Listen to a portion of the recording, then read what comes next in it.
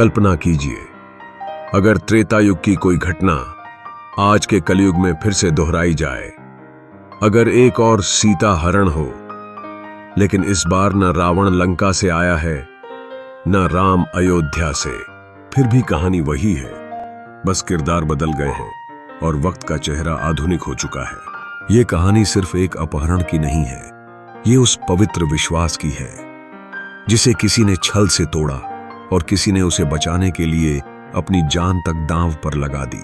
कहानी शुरू होती है उत्तर प्रदेश के एक छोटे से कस्बे नवरंगपुर में, जहां जाह्नवी शर्मा नाम की लड़की अपनी मां के साथ रहती थी। जाह्नवी एक सीधी सादी, शांत और धार्मिक प्रवृत्ति की लड़की थी। कॉलेज में टॉपर, घर में आदर्श बेटी और मोहल्ले में सबकी लाडली। लोग कहते थे, ये लड़की जैसे त्रेता युग से आई है, इसका आचरण, इसकी वाणी, इसका संयम, सब कुछ एकदम देवी जैसा। और ऐसा मानने की एक बड़ी वजह थी, जाह्नवी हर साल रामनवमी पर मंदिर में सीता स्वयंवर का मंचन करती थी और उसकी सादगी, उसके संवाद बोलने का तरीका लोगों को वाकई रामायण की सीता की याद दिला देता था। जाह्नवी के जीवन में एक लड़का आया, राघव राजपूत। नाम सुनकर लगा जैसे कोई राम ही हो, लेकिन असलियत उससे बिल्कुल उलट थी। राघव एक नामी प्रॉपर्टी डीलर का बेटा था, जो शहर के सबसे महंगे स्कूल में पढ़ा और अब बड़े बड़े बिजनेस प्लान्स लेकर गांव शहरों में पैसा लगा रहा था।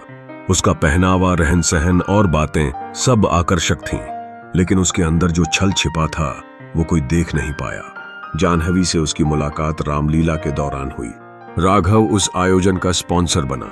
दोनों की बातचीत शुरू हुई और फिर कुछ महीनों में ही राघव ने सबके सामने जाह्नवी के लिए शादी का प्रस्ताव रख दिया। घर वाले भी खुश हो गए।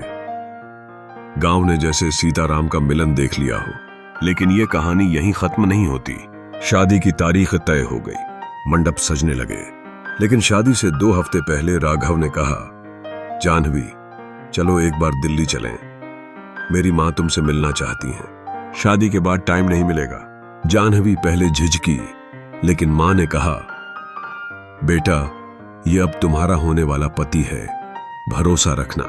जाह्नवी दिल्ली चली गई, लेकिन वहां जाने के बाद जो हुआ वो किसी दुस्वप्न से कम नहीं था।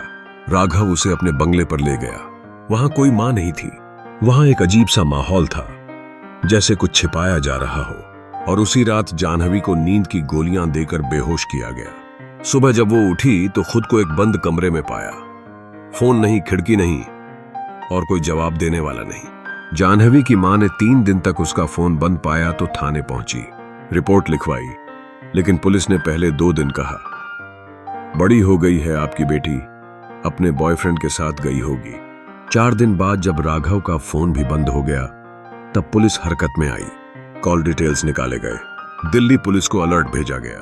पर अब जाह्नवी किसी होटल में नहीं थी, न किसी रिकॉर्ड में।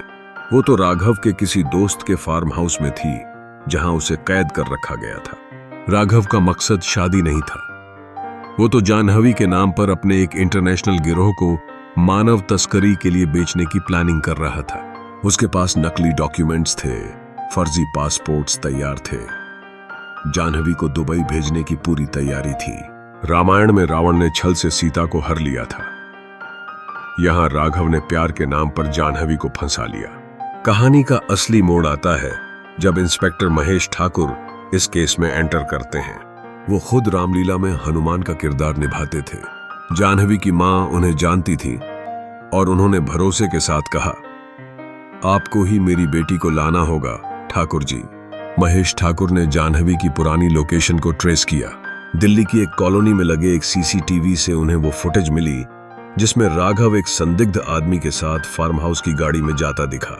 सीसीटीवी, टोल प्लाजा डेटा और ड्रोन सर्विलांस के जरिए उन्होंने एक फार्म हाउस को चिन्हित किया जो राघव के किसी पुराने कजिन के नाम पर था।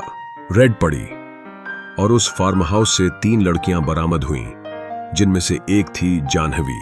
जाह्नवी को बचा लिया गया था, लेकिन समाज वही था जिसने एक पीड़िता से भी सवाल पूछे, वो उसके साथ गई ही क्यों थी? क्या भरोसा नहीं था अपनी मां का? इतनी समझदार थी, फिर ऐसी गलती कैसे? जाह्नवी टूट गई थी। कुछ दिनों तक मीडिया ने उसकी कहानी को रेटिंग्स के लिए इस्तेमाल किया, लेकिन फिर सब भूल गए। पर एक चीज जो नहीं भूली वो थी जाह्नवी की आस्था।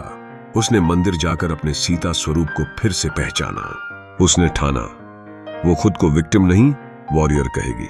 उसने महिलाओं के लिए नारी रक्षा मंच नाम से एक NGO शुरू किया, जहां मानव तस्करी, ब्रेन वॉशिंग और डेटिंग ऐप के जरिए हो रहे अपराधों के खिलाफ अभियान चलाया गया। जहां रामायण में राम ने सीता को वापस लाने के बाद अग्नि परीक्षा मांगी थी, यहां जाह्नवी ने कहा, मैंने खुद ही खुद को लौटा लिया है। मेरे चरित्र का निर्णय समाज नहीं, मेरा आत्मबल करेगा। आज जाह्नवी पूरे प्रदेश की बेटियों के लिए एक मिसाल है। हर साल रामनवमी पर जब वो सीता का किरदार निभाती है तो लोग कहते हैं, इस बार की रामायण में सीता खुद विजयी हुई थी और रावण को उसकी जगह दिखा दी गई थी। कभी कभी पुराने ग्रंथों की कहानियां सिर्फ इतिहास नहीं होती, वो बार बार खुद को दोहराती हैं, नए नामों के साथ, नए किरदारों के साथ। लेकिन इस बार फर्क इतना है कि सीता को किसी राम की जरूरत नहीं, क्योंकि उसने खुद अपने आत्मबल से लंका जीत ली है। अगर आप चाहते हैं कि ऐसी कहानियां समाज तक पहुंचें और हर जाह्नवी अकेली न लड़े, तो इस वीडियो को जरूर शेयर करें।